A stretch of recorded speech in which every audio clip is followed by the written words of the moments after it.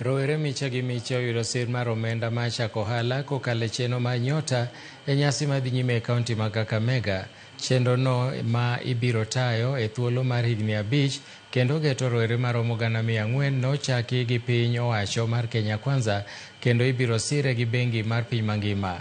Jatend piny Kenya William Ruto oyore nyasi makamano kendo koro wadhi achiel kachiel nyaka Kakamega mondo wane kaka nyasi no dhi nyime. Wale walikuwa blacklisted, sasa tuko na wananchi wengi.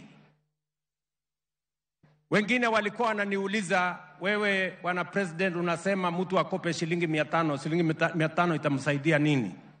Sijui shilingi 1000 itamsaidia nini? Sijui shilingi 5000 itamsaidia na nini?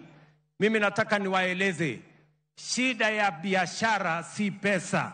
Shida ya biashara ni akili. Mtu akiwa na akili anaweza kufanya biashara na pesa ya aina yoyote. Na ndio mimi nataka niwaulize, mimi nikisimama mbele yenu, wakati mmoja nilikuwa ninauza kuku na ilikuwa shilingi 13 ama shilingi 17. Leo nasimama mbele yenu hapa kusema siku hizi mimi niko na kuku nyingi, sitaki kusema ni kiasi gani. But I just want to encourage you.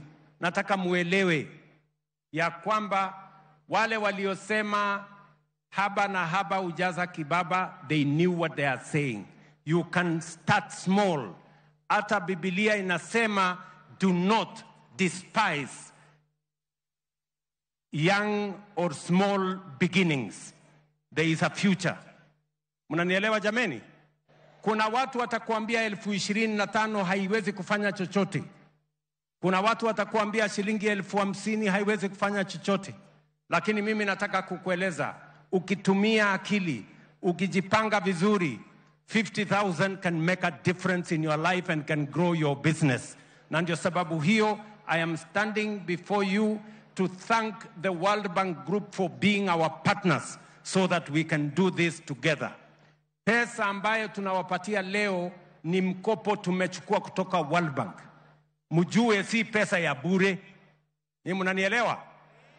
Serikali ya Kenya itakuja kulipa baadaye, lakini nyinyi hamuwezi kulipa. Nyinyi